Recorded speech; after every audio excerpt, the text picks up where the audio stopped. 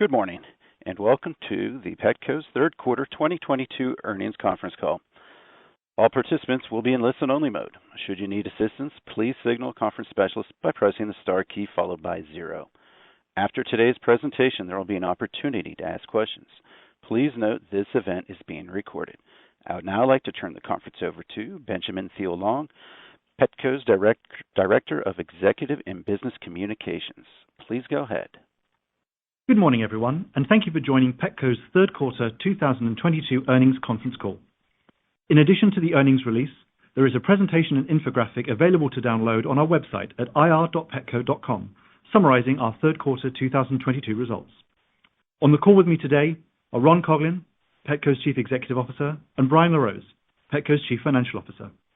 In a few moments, I will invite Ron and Brian to provide their perspective on Petco's financial and operating performance for the quarter and their outlook and priorities for the remainder of the year.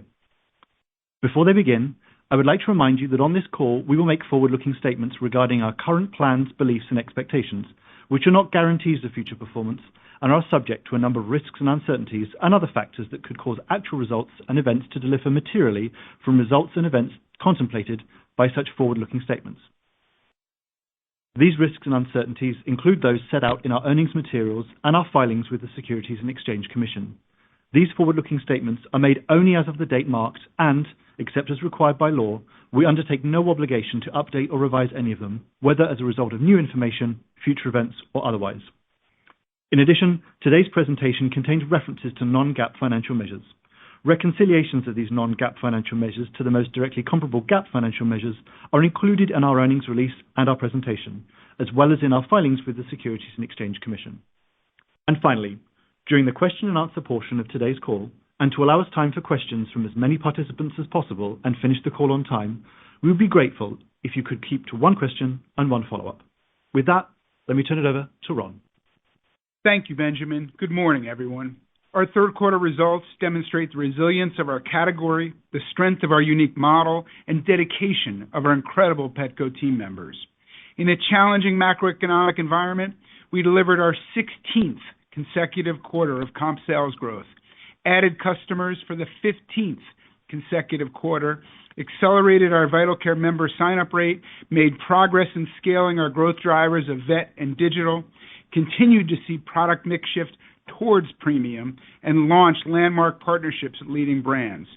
All strategic initiatives that secure Petco's ability to deliver sustained future growth while capturing category megatrends. Financially, on EBITDA, we did what we said we would do. And we also made tangible progress on strategic cash flow enhancing initiatives.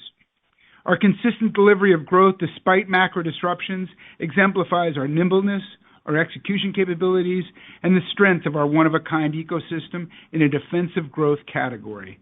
Capabilities that have generated revenue growth, enable us to navigate mixed pressures, and continue to deliver enhanced value to a growing customer base.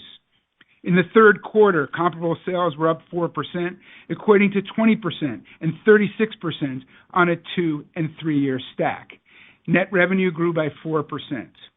The appeal of our unique model and power of our marketing engine enable us to add over 325,000 net new customers in the quarter, bringing our total active customer base above 25 million. Recurring customer revenue, driven by repeat delivery, insurance, and Vital Care, grew by 56% year over year. High-value multi-category customers also grew in the quarter.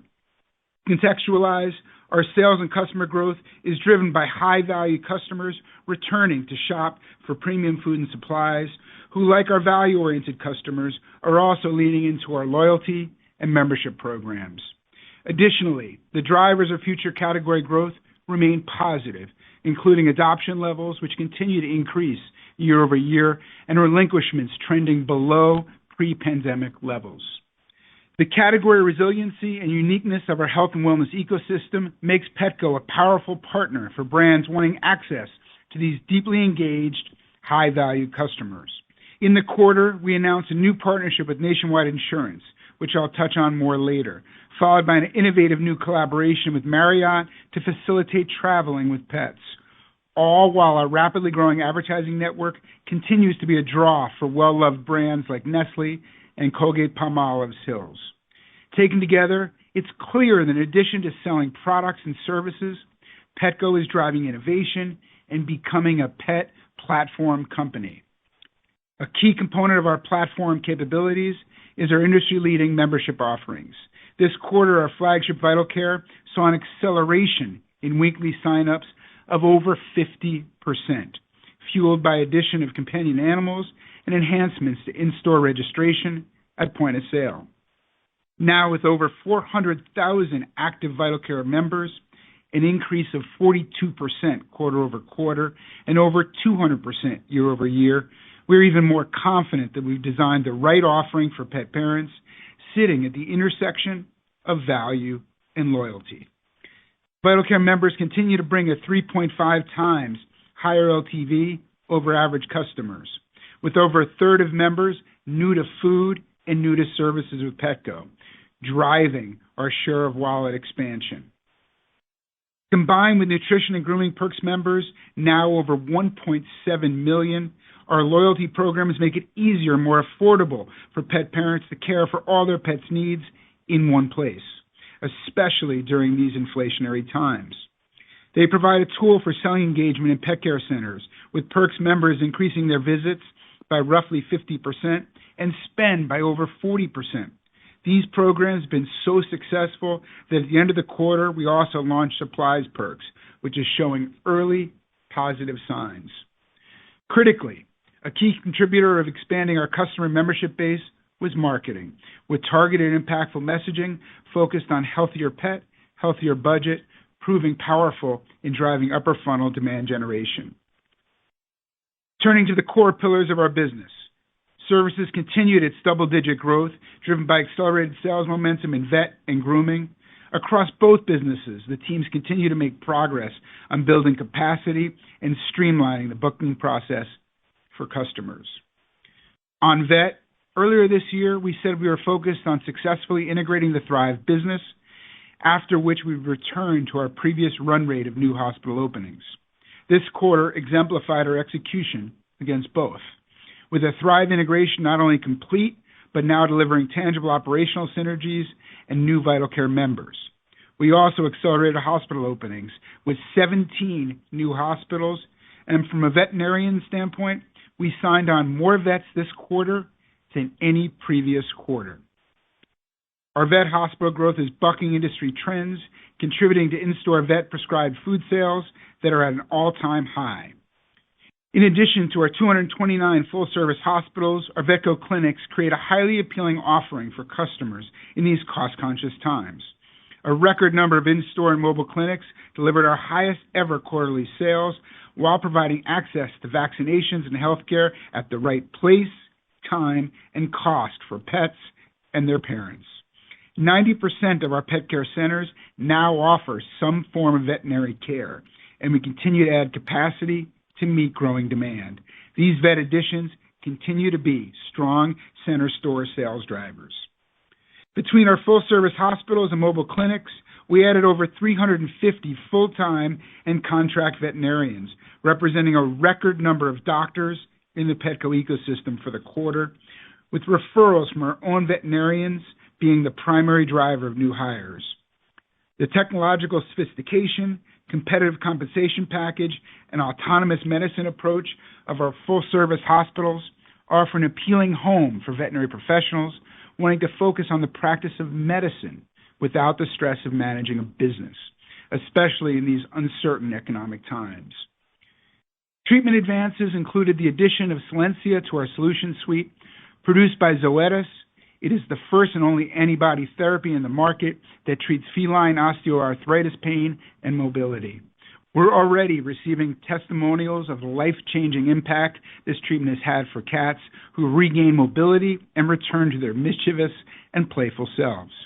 We also partner with Petco Love as trailblazers in the AVMA and VMAE Journey for Teams program, a comprehensive national initiative that provides support and training for veterinary professionals to advance diversity, equity, and inclusion in the industry. In grooming, full-service bookings remain strong. Platform optimizations have increased ease of booking, and the introduction of same-day booking supplements sales while negating the impact of last-minute cancellations. From new pets that need vaccinations to older pets that want to look their best for the holidays and need ongoing care through end of life, services remain an unequivocal growth driver for us and a highly personalized differentiator from online and mass competitors. And to further our mission of ensuring as many pets as possible get the best care available, this quarter we announced our ability to build on our existing double-digit growth insurance business with a new multi-year partnership with the number one player in pet insurance nationwide. With over 90 million pet families in the U.S., but only 2.5% of them estimated to be insured, compared to 25% in parts of Europe, we're even better positioned to capture share in this high-value, $2.6 billion and growing addressable market. With the ability to cross-promote and market to each other's customers, we're excited about bringing Nationwide's growing number of pet families into our Petco ecosphere, including our veterinary and grooming services, merchandise, and memberships, with a combined whole health and wellness approach that can give them longer and healthier lives together. Turning to merchandise, consumables continue to surge, growing 12% year over year and 33% over a two-year stack. Consumables customers also continue to deliver an elevated LTV over other customers. The key driver of growth in consumables remains our differentiated assortment. Sales in both RX and fresh frozen grew year over year. Specifically, RX, including prescriptions and food, grew almost 50% year over year, driven largely by repeat customers. Consumable strength continues to offset the transitory pressure on supplies, the combination of which weighs on gross margin. Importantly, supplies remain elevated since pre-pandemic levels, up over 20% on a three-year stack. Our teams continue to do a fantastic job in managing inventory, and we expect discretionary sales to normalize as the economic environment improves, the overlap dynamics pass, and the sales impact of supplies perks signups are realized. Premium and owned brands continue to be a unique draw, aligning with the long-term macro trends we're seeing in the category. Our owned exclusive premium mix grew in the quarter. Sales in our own brands, Ready and Wholehearted, both grew year over year. Two things are clear. The premiumization trend continues, and Petco is firmly a retailer of choice for health-focused and premium brands. In September, we launched an exclusive partnership with Yummers, the pet lifestyle brand created by Queer Eye's JVN and Anthony. And earlier today, we announced that we're adding the fantastic premium brand Stella & Chewy's, becoming the first and only national retailer to offer their raw and natural food products both online and in brick-and-mortar locations. As well as bringing in Stella & Chewy's customers who are high-value, health and wellness-focused pet parents, experience shows us that when we bring in highly popular, narrowly distributed brands into our ecosystem, we see an incremental lift in sales. Importantly, although the macro environment remains challenging, we continue to maintain great brand partnerships and are working closely with our vendors to control cost and maintain inventory. While our premium mix differentiates Petco from mass and grocery players, our agility also means we can drive affordability through Vital Care and our perks programs. And with demand continuing to outstrip supply in many parts of the category, the promotional environment remains rational. We will use promotions surgically, not only to remain competitive, but to drive specific outcomes such as BOPUS and loyalty program conversion. Our digital channels continued to build on the profitable double-digit growth of the first half of this year, with Q3 total digital sales up 10% year over year, 42% over 2 years. Key drivers of growth included an increase in average basket, growth in repeat delivery, including RX, and continued innovation. We also saw strong gross margin improvement with particular efficiencies in cost per order. Specifically, the addition of multiple same-day delivery windows through our partnership with DoorDash have extended the time in which orders can be placed and increased appeal. Innovations like these continue to deepen our competitive moat versus online-only players and reinforce our Retail 3.0 strategy. Our advertising network is a growing powerhouse for Petco, delivering double-digit growth quarter over quarter and triple-digit growth year over year. Household brands continue to be drawn to our digital channels as a platform for awareness, traffic, and revenue generation with our high-value and health-conscious customer base, both online and in-store. We expect continued strong growth for the balance of the year and into 2023. Our pet care centers delivered their 10th consecutive quarter of positive comp sales and 9th consecutive double-digit comp growth quarter on a 2-year stack. Basket remained elevated, driven by strength in consumables, with both new and repeat customers drawn to fresh frozen offerings in store, as well as own brand consumables and supplies. Across the business, we positively lapped Black Friday and Cyber Monday year over year.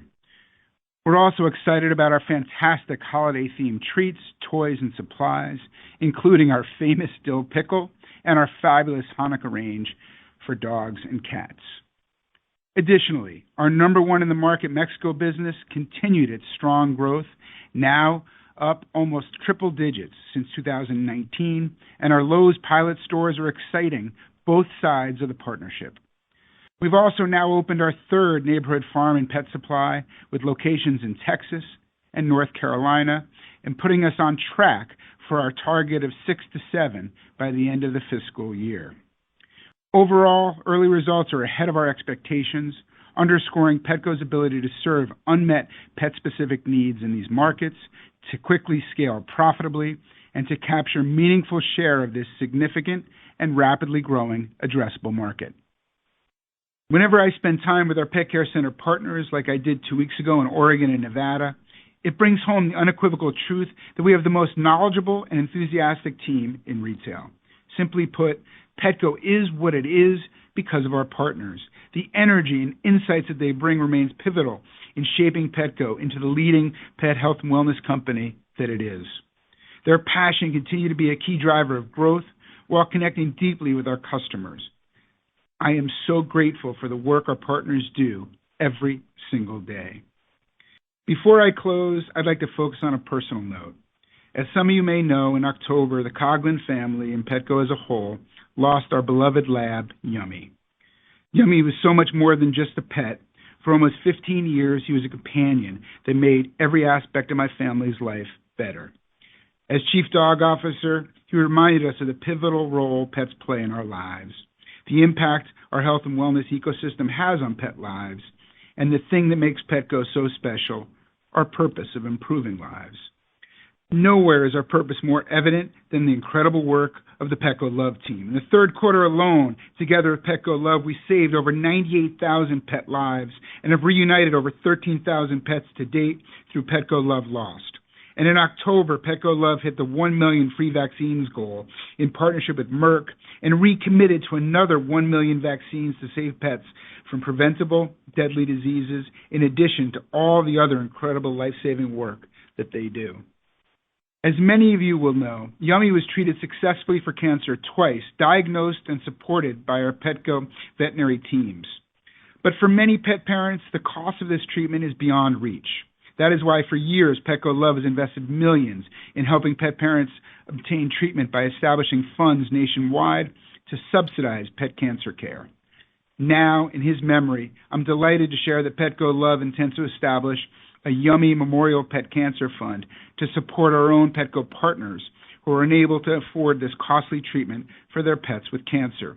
This is just another way that Petco cares for the needs of our partners by caring for those they love and who bring so much joy to their lives. When I think of this and the other landmarks Petco has reached over the last 4 years, it brings home the value of our purpose-led transformation. It's a transformation that's seen us make bold moves in pet health and wellness, elevate nutrition standards, push the possibilities of innovation, and evolve our ecosystem to meet customer needs in changing environments. Bold moves we will continue to make. To be clear, Petco is a growth business with distinct competitive advantages within a defensive growth category. As we set ourselves up to continue driving profitable growth into 2023, we will be both relentless in driving efficiencies and continue to scale our growth initiatives. We will be agile and align our offering to the needs of our high-value pet parents as they navigate changing economic conditions. With that, let me hand it over to Brian. Thanks, Ron. Petco and the pet category remain incredibly resilient. We continue to build a business to meet the needs of the growing number of pet parents throughout economic cycles, with continued revenue growth, ongoing discipline in cost management, and strategic investment in initiatives for long-term growth. Looking at the quarter specifically, net revenue was $1.5 billion, an increase of 4% year-over-year. Comparable sales, driven by sustained strength in average basket trends, grew 4% year-over-year and 20% on a two-year stack. Total services grew 14% year-over-year, translating to 38% over a two-year stack, driven by strength in vet and grooming and buoyed by operational synergies and enhancements in our online and in-store booking systems. In merchandise, strength in consumables, which were up 12% year-over-year and 33% over a two-year stack, offset the transitory impact of discretionary purchasing in supplies and companion animals. Consumables customers, including fresh frozen, continue to be among our highest value customers in terms of both spend and trips. Regarding mix, our focus on delivering the healthiest merchandise and services for pets remains both a cornerstone of our differentiated offering and continues to prove compelling with both new and repeat health-conscious pet parents. Due to the ongoing demand for these products and astute planning by the team, we've remained largely insulated from the inventory challenges faced by the broader retail sector. Moving down the P&L, gross profit increased $3 million to $598 million. Gross margin was 39.8%, down 139 basis points year-over-year and 34 basis points quarter-over-quarter, driven primarily by the mix impact of consumable strength and transitory supplies pressure, combined with elevated supply chain and associated capitalized freight costs from the first half that are cycling through the P&L. As stated in Q1 this year, we've been building our executional muscle since the fall of 2021 in anticipation of economic headwinds. As we have done for the last year, we continue to proactively carry out programmatic cost initiatives that allow us to mitigate headwinds while also staying ahead of consumer reaction to the macroeconomic environment in the short and long term. These initiatives range from strategic investments such as our recently opened distribution center that will serve as a hub for internationally sourced inventory and generate efficiencies over time, to more tactical improvements, including limiting split shipments and weight overages in shipments from store, enabled by alerts through partners' handheld Zebra devices. SG&A as a percent of revenue improved from 36.9% to 36.6% year-over-year, down 30 basis points. On an absolute basis, SG&A expense was $550 million, up $17 million or 3.1% from prior year, including continued investments in our pet care center partners as we continue to take both a short and long-term view of managing costs, enabling us to improve retention and positioning us to invest strategically in sustained future growth. Q3 adjusted EBITDA was $138 million, a decrease of 70 basis points from prior year, with an adjusted EBITDA margin rate of 9.2% compared to 9.6% in the prior year, a decline of 40 basis points. Q3 adjusted EPS was 16 cents, a decrease of 4 cents from the prior year, based on 266 million weighted average fully diluted shares and a normalized effective tax rate of 26%. We continue to have strong liquidity, ending the quarter with $593 million, inclusive of $149 million cash and cash equivalents, and $444 million of availability on our revolving credit facility. Thinking about Q4 and 2023 more generally, operational excellence and agility sit at the bedrock of our approach. Specifically, when thinking about cash and liquidity, we've made meaningful improvements in our cash flow performance with a 55% increase in free cash flow over the prior year, and year-to-date free cash flow at a near break-even level as we enter what is historically a strong cash flow quarter. We've also made meaningful progress in our ability to get further leverage out of our balance sheet. As a result of cash flow trending positive and continued efforts to improve working capital, we expect to be free cash flow positive for the full year, while still investing in pillars of future growth, including vet, fresh frozen, and neighborhood farm and pet supply. Additionally, we've taken actions through financial instruments, including interest rate caps, on portions of our variable rate debt to minimize impacts of future rate increases.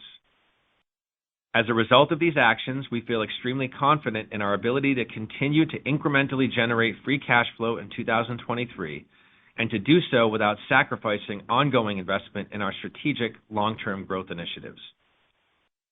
Finally, turning to guidance, we are reaffirming guidance for the full year on revenue, adjusted EBITDA, and capital expenditures, with revenue of $5.975 billion to $6.05 billion, adjusted EBITDA between $580 million and $595 million, and $250 to $275 million of capital expenditures. For adjusted EPS, we now expect between 75 and 79 cents, assuming $100 million of interest expense, which is $10 million higher than our prior guidance, 26% tax rate, and a 267 million weighted average diluted share count. When thinking about our guidance, there are a few things to keep in mind. Our consumables and services businesses continue to be largely non-discretionary, with strong growth expected to continue. While we fully expect the typical seasonal uplift of the holidays from Q3 to Q4, given the current broader uncertainty in consumer dynamics and spending behaviors, it's prudent to anticipate EBITDA may be in the lower end of the range, and our interest expense guidance is based upon the forward yield curve, which is reflected in our updated interest and adjusted EPS guidance. To conclude, while the current environment creates some cyclical pressures, the more enduring aspect is Petco's ability to meet changing consumer dynamics while leading the evolution into the structural megatrends in the pet category. To ensure that we capitalize on these trends, we will remain relentless in our focus on cash generation, inclusive of cost management across supply chain, our pet care centers, and infrastructure, in addition to driving meaningful improvements in our working capital. These cost and balance sheet actions will enable us to maintain our capital priorities, which include 1, reinvesting in our business through significant high ROI opportunities to fuel future growth, and 2, managing our overall debt position. This approach, combined with the sustained appeal of our product and services portfolio throughout the entirety of their pets' lives, makes us confident in our ability to not only grow today, but to come out of the current economic cycle stronger and even better positioned to drive profitable growth long term. Thank you for your time, and with that, we'd be happy to take your questions. We will now begin the question and answer session. To ask a question, you may press star, then 1 on your touch-tone phone. If you're using a speakerphone, please pick up your handset before pressing the keys. To withdraw your question, please press star, then 2. In the interest of time, please limit yourself to 1 question and 1 follow-up. At this time, we'll pause momentarily to assemble our roster. Our first question comes from Liz Suzuki from Bank of America. Please go ahead. Great, thank you. And Ron, my condolences to you and your family on the loss of Yummy. He was a great dog. Thank you. So just a question on the gross margin headwind and when you expect that to abate. I mean, I would imagine that there's, just with the cost of food and, in all, for humans and for pets, food inflation is probably a pretty big driver of, the increase in consumables as a percentage of sales. Do you expect that to continue to be the case as we go into 2023 on a year-over-year basis, just that some of that mixed headwind would likely continue? Let me first start with the gross margin question, Liz, and thanks for the question. As I mentioned on the call, the margin pressure in the business is primarily due to the transitory mix pressures. And in fact, mix alone accounted for more than the year-over-year decline in gross margin, which was partially mitigated by improvements in underlying aspects of the business. In digital, we're driving distribution savings through limiting split shipments and also scaling AdWorks. We've also opened a distribution center that will serve as a hub for internationally sourced inventory and get us efficiencies over time. I'd also say for this quarter, and as we discussed last quarter, previously capitalized freight costs impacted gross margin this quarter sequentially as they began to cycle through the P&L. And then the consumables business is really strong, as you touched on. And while we've seen softness in those discretionary categories, through prior economic downturns, those categories experienced softness but rebounded as the economy improved with strong growth. And just, case in point, our discretionary categories are up more than 20% from pre-pandemic levels, and we'd expect those to return as the economic environment stabilizes and help gross margin. I would just build on that in addition to strength in consumables, which is only going to be buttressed by the Stella and Chewy announcement that we made today, which is a really strong brand. But the services, we've had consistent double-digit growth on services, and we see no reason why that strong growth doesn't continue. Great. All right. Thank you. Thank you, Liz. Thanks, Liz. Our next question comes from Simeon Gutman from Morgan Stanley. Please go ahead. Hey, good morning, Ron. Good morning, Brian. I want to follow up on this gross margin question. The third quarter gross at 39.8. It looks like the lowest in the public company history.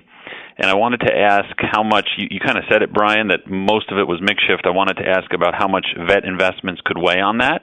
And then in light of, I guess, both of these factors, I don't know if you've looked at the street gross margin for next year. I think it's 40.5. I wanted to see what your thoughts about that are relative to what the trends in the business look like today. Thanks for the question, Simeon. I'm not going to talk about 2023 guidance today. What I will tell you in relation to your first point is, yes, on mix, more than 100% of the decline in gross margin. So we were down 139 basis points year over year. The mix impact was more than that. If you look historically in this business and go back to when the supplies mix was at a more elevated and normalized level, you had a very different gross margin profile. We fully expect those categories to return, and when those categories return, it will be very beneficial to gross margin. Okay, and quick follow-up. Sorry, Ron. Simeon, if you go back to the Great Recession, you look at what happened to supplies, as Brian said it earlier, it was very similar. But a year later, it was back to being a robust category and back to where it was in the mix. So I've looked at the growth rates for each of those businesses. I haven't looked at the gross margin back then, but I would anticipate it would look pretty similarly with what happened in the Great Recession when supplies took a kind of 1 year, softness due to the discretionary impact. And a quick follow-up, the percentage of the business that you would define or classify as discretionary, and is the underlying run rate stable, or are those products decelerating? Let me get into the mix first. If you look at the presentation that we post online, you can see that combined between the services and the consumables categories, that's about 60% of our mix. And within that, those are largely non-discretionary. And if you look at the growth rates this quarter, 12% consumables, double digits in services, those remain very strong. Within the remaining 40%, not all of it is discretionary, and what we believe is that a lot of the purchases today are being delayed, and some of those purchases are going to come back. So not entirely that 40% category is discretionary, a portion of it is, and we fully expect that growth to return. And with regards to stable, I would call it stable with hopeful signs, with green shoots, meaning we launched a Supplies Perks program. We're very happy with the signups on the Supplies Perks program. It takes a little while on our Perks programs. We know that from food and grooming for those customers to come back and redeem, but we're very happy with the signups there. And then secondly, we've taken some actions on companion animals that are showing early signs. So stable with green shoots. Our next question comes from Peter Benedict from Baird. Please go ahead. Oh, hey, guys. Thanks for taking the question. One kind of model question. Just on the interest expense, Brian, you said you put some caps in place here. $32 million, I think, is the implied fourth quarter interest expense. Is that a good base rate to assume as we run through next year? Do we lock that in? So 125, 130 for next year. Is that how we should think about this? Let me try and help, Peter. I would remind you that we base our interest expense guidance on the forward yield curve, which is expected to continue to increase through the first half of 2023. So I'd say you factor that into the current run rate that yield curve is expected to increase. On the caps, we're looking at all ways to sort of mitigate risk here. We put some financial instruments in place and caps to protect a variable part of our debt. And then we're going to remain, as I said on the call, relentless on cash flow. We made good improvements this quarter, 55% improvement in free cash flow year over year. We made got meaningful progress in our ability to get leverage out of the balance sheet, and we feel confident in our ability to continue to incrementally drive free cash flow in 23 to both reinvest in the business and manage overall debt. Got it. That's helpful. And then I guess just a question on inventory, and nice to see it managed well, but certainly in an environment where a lot of people have way too much. But let me flip that a minute. How do you know you're not running too lean on inventory? I know we've been in some stores and things we see the out of stocks in certain areas. Just talk to us about break down that inventory a little better. Do you feel like you're too lean in certain areas? What are you doing to make sure you're servicing the customer? Thanks. Yeah, I would say we are in the strongest inventory position that we've been in a few years. We have a great leader we brought in who has Best Buy experience under Amy College, and they've done a great job managing inventory. We have favorable in stocks versus a year ago that are tangible right now that turned green probably six to 8 weeks ago. And so our inventory position should be a contributor to growth and is a contributor to growth already. And as Brian cited, we don't feel like we're over-inventoried in any places or any tangible places, but we feel like we have the right inventory in the right places. You know, you always have episodic vendor-type issues, but in just getting ahead of kind of a current conversation, our exposure to China is very low. We actually moved a lot of our sourcing away from China on supplies several years ago, and that is serving us well should China have any issues with a kind of relapse of COVID. Our next question comes from Oliver Wintermantel from Evercore ISI. Please go ahead. Yeah, good morning. I had a question regarding the comp and the ticket versus traffic. I think, Brian, you said mostly was basket. Is it fair to assume that transactions were negative and ticket was all the offset? Yeah, it was driven by a basket, Oliver, and we did see some trip consolidation on the transaction side, but I would say, look, the team's done a tremendous job in continuing to drive basket. Not all price driven, by the way. That was the question prior on price. Most of our pricing actions, if you recall, holistic pricing actions took place in the second half of last year, which we're starting to lap. So basket drove it. We did see some trip consolidation on transactions. Got it. And then I would also build on that. You know, we are not your traditional purely merchandise retailer. Our services are tangible.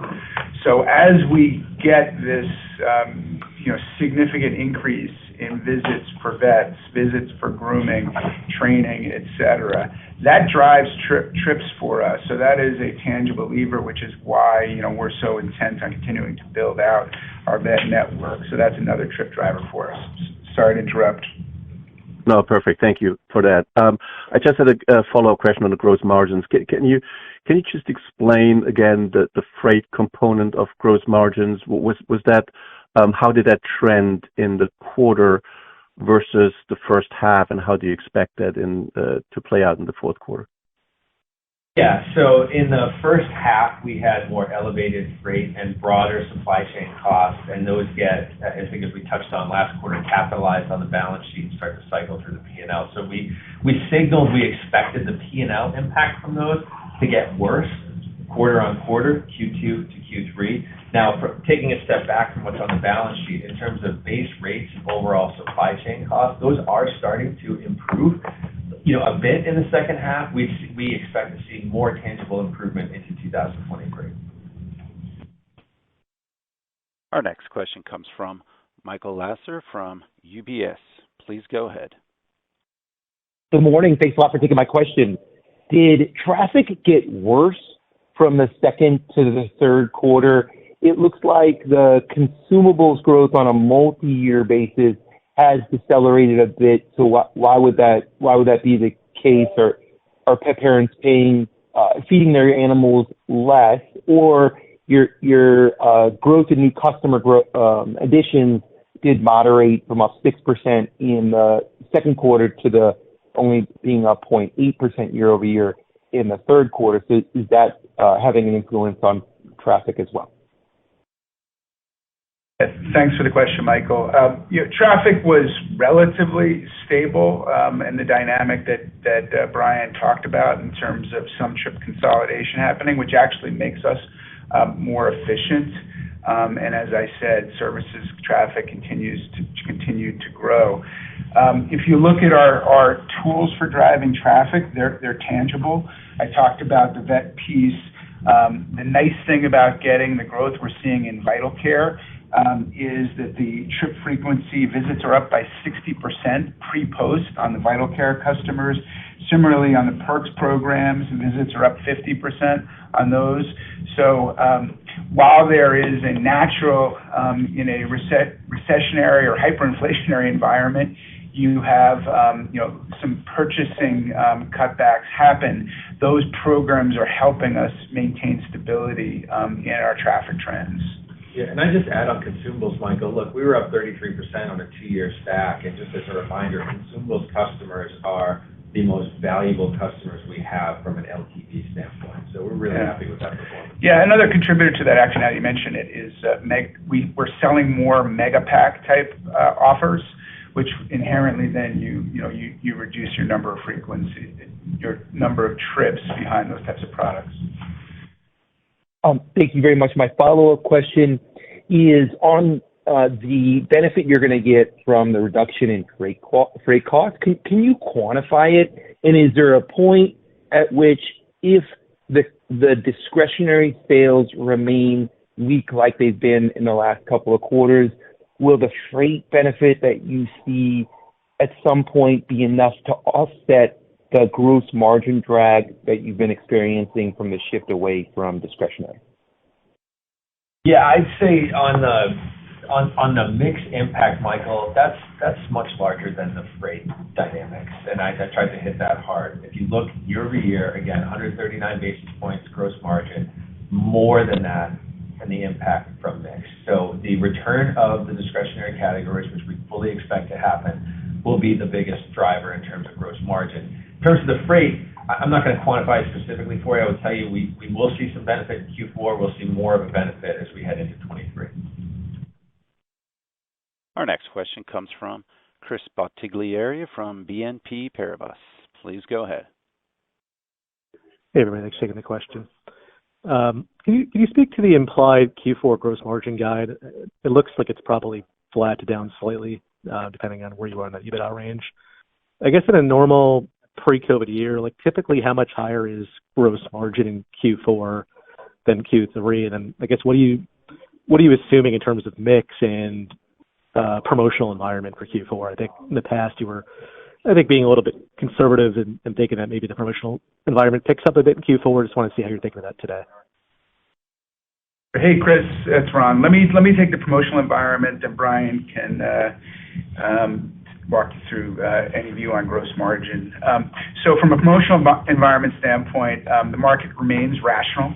And part of that is the fact that, for a long time now, aggregate supply has lagged aggregate demand. It's gotten better, but the market continues to be rational in terms of pricing. If you look at what happened over Black Friday weekend, the promotions were similar to pre-pandemic levels. And actually, if you look at our promotional depth, our promotional depth was 300 points below year ago. So the promotional environment seems rational. We anticipate it continuing through the holidays. Obviously, you have episodic type things, but over the period, we anticipate rationality from a promotional standpoint, and that's what we've seen all along. I'll pass it on to Brian. Yeah, and I would just say on the discretionary categories, Chris, look, we're not passengers on the bus here. We saw great success when we launched our Grooming Perks program. We saw great success when that led into launching the Food Perks program, which is why we launched the Supplies Perks program. So we're encouraged by the early signups there. We're excited about our holiday lineup, but in reference to the guide, until we see a tangible improvement in the trajectory of those discretionary categories, we think the guidance that we gave, which gross margins implied in there, and the commentary around it is appropriate. Gotcha. Okay. That's very helpful. Thank you. Thanks, Chris. The next question comes from Steven Zaccone from Citi. Please go ahead. Great. Good morning, guys. Thanks for taking my question. Our condolences also for the loss of Yemi. Sorry, Ron. Could you talk about the implied fourth quarter outlook in a bit more detail? It's a wide range of same-store sales. I think you cited Black Friday and Cyber Monday comp positive. Maybe how has the business trended overall thus far in November? What are the swing factors to get you to the high end versus the low end of the range? Maybe we'll tag team again.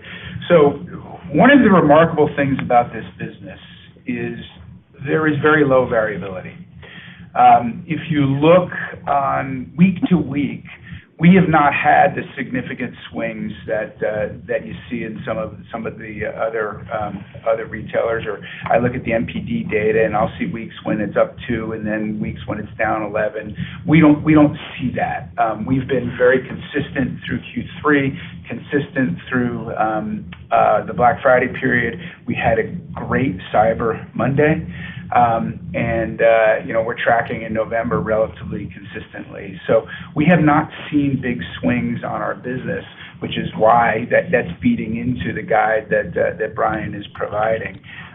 As Brian said, we have initiatives we put in place like the Supplies Perks program. I would add to that, we're seeing early traction on Klarna, particularly for our companion animal. If you're setting up a companion animal, you're getting a tank, you're getting an animal, you're getting a bunch of accessories as well. So we're seeing early traction with that as well on our companion animal business. But our business has been relatively consistent, and which is feeding into the guide. But I'll let Brian add anything to that. I would just add that, to build on Ron's point, we continue to see solid growth. We saw growth Black Friday and Cyber Monday, but given the consumer dynamics, Steve, and the fact that it is still early, while we're past Black Friday, we're past Cyber Monday, but we still have the vast majority of the holiday season remaining. We feel like the range that we gave in the guidance is appropriate. Okay, great. Follow-up question just on farm and pet supply. Could you talk a little bit more detail about the early learnings from the concept? Maybe what's the potential sales productivity of these boxes? How do we think about four-wall profitability relative to your existing stores? And then relative to the 6 to 7 openings by year end, what's an appropriate level of openings for 2023? Yeah, thanks for the question. We're fired up about the farm and neighborhood farm and pet supply. If you look at rural markets today, it's roughly a $7 billion TAM. We have not had our fair share of that, and that TAM is growing rapidly. So then there was a question, can we compete with our brand? We did the research. The research says absolutely people are looking for a pet specialty player in these markets. Then we launched our first, our second, and now our third, and the performance is ahead of our expectations, proving that people are looking for that pet specialty player. I cited before what I heard in the aisle when I go to these locations is, well, I don't have to drive an hour anymore to San Antonio to get my pet specialty products, or I'm so glad that I could get these products. So it's very, very encouraging. As I said, we're going to get to 7 or 8 by the end of the year. We are in the process of finalizing capital allocations for 2023, but we would anticipate building out at a more rapid rate for 2023 because it is so promising. The other thing I would say is it extends our merchandise portfolio into these products. So we're seeing some really nice sales in new products for chickens, new products for other breeds as well that adds to our portfolio. The last thing I would add to the great thing about these pet care centers is they turn positive in year 1, which is a little bit anomalistic from the way we manage sort of a traditional pet care center. So that gives us a lot of positive momentum, and the early signs from the 3 stores we have open are promising. Our next question comes from Seth Basham from Wedbush. Please go ahead. Thanks a lot, and good morning. Since you brought it up, Ron, just regarding the near-term Black Friday and Cyber Monday periods where you grew sales, you also mentioned that promo depth declined 300 basis points over this period. So does that mean that merchandise gross profit dollar growth meaningfully increased year over year during this period? That would be dependent on mix. Quite frankly, we've been here prepping for earnings, so we haven't dug into some of the mix dynamics there, but that'd be dependent on mix. So we're pleased with the sales that we generated. We're pleased with the response to our promotional activity. We're also pleased, by the way, with week over week, our holiday merchandise sales have increased. But I think it's premature to get into the mix of what we sold over Black Friday and Cyber Monday. Yeah, and I'd say the other thing I'd mention on promotions is if you look at some of the promotions that we did, some of those were comeback promotions, right? So think about the ones that we did. You talk about, $30 off 100. That is on your next visit into the pet care center. So some of the promotions that we did are not impactful from a gross margin standpoint around Black Friday, and they bring that customer back into our pet care center in the holiday season. Got it. Fair enough. And secondly, could you expand on the insurance offering and the nationwide agreement that you signed? Is that the tip of the iceberg in terms of a more pronounced offering that you'll have for pet insurance? You said it very well. Yes, it's what we've said so far is the start of it. Let me start by saying, this is a partnership with the number one player in insurance. So we're talking scale right from the get-go, number one. Number two, Nationwide came to us. In our prepared remarks, I talked about Petco becoming a platform company. Companies are coming to us to partner with us, whether that be Nationwide, whether that be Marriott, whether that be even Klarna, to partner with us because we're increasingly giving them access and data against a very valuable customer base. We see insurance as a significant upside. If you look at it today, it's about a $2.6 billion market, but penetration in the United States is relatively low vis-a-vis Europe. This is a big upside market. Europe has roughly 25% penetration. The U.S. is a fraction of that. So big upside. We will be developing, or we are developing, a customized offering with Nationwide. It's very easy to imagine bundling of insurance and veterinary care, bundling of insurance and things like vital care, which is great because it's a win-win, right? Because if the pets are healthier, Nationwide's costs are going to be lower. So a lot of exciting things that can come of this. The other thing is, they have a significant customer base that we can now market to. So they might sell insurance to their existing customer base, but we can provide them with veterinary services. We can provide them with grooming services. We can provide them with merchandise. So very excited about this partnership. Our next question comes from Stephen Forbes from Guggenheim. Please go ahead. Hey guys, this is Julio Marquez on for Stephen Forbes this morning. Just very quickly, congratulations on the quarter, and on behalf of the Guggenheim team, our condolences to Yummy, and kudos to you guys for setting up a fund in memory. Thank you. So in terms of Vital Care members, you mentioned an increase in POS conversions, I think if I heard that correctly.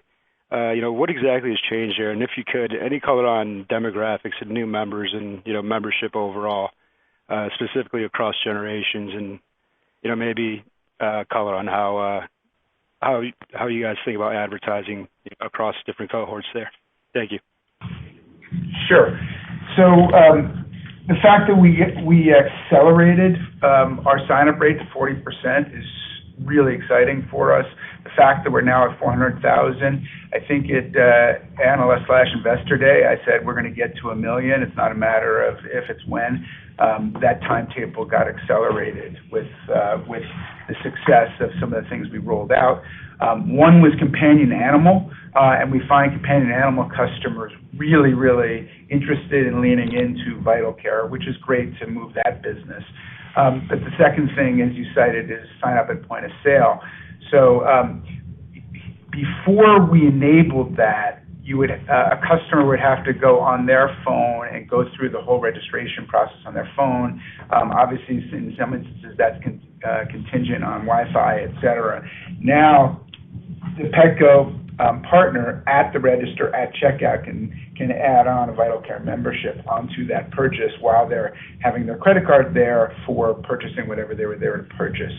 So we saw a tangible increase in signups with that. We also, needless to say, have more interactions from our Petco partners with customers because of that ability. So it's been a real win. And then, back to Vital Care, in terms of the Vital Care benefit to us, we get tangibly more traffic. 30% of these Vital Care customers are new to food with us, 30% are new to services with us. So that means that we're getting more share of wallet of these customers. So it's been really, really effective. And I think there's a broader theme there, which is Petco shifting more of its revenue base to recurring revenue, which makes us more predictable. So our revenue from recurring customers was up over 50%, and we're going to continue to drive into those recurring revenue programs like Vital Care, like insurance, like Pup Box, et cetera. The last thing I would add is just the point of sale underscores what an asset our pet care center partners are. To give them that capability at point of sale and give them the ability to connect with a customer is such an advantage for us. Great. Thank you. Appreciate the caller. Thank you. The next question comes from Corey Grady from Jefferies. Please go ahead. Hey, thank you very much for taking my questions. I wanted to follow up on your comment on in-stock rates turning favorable. Can you give us an update on where your Petco care centers are in terms of in-stock rates and when you expect to be back to grade?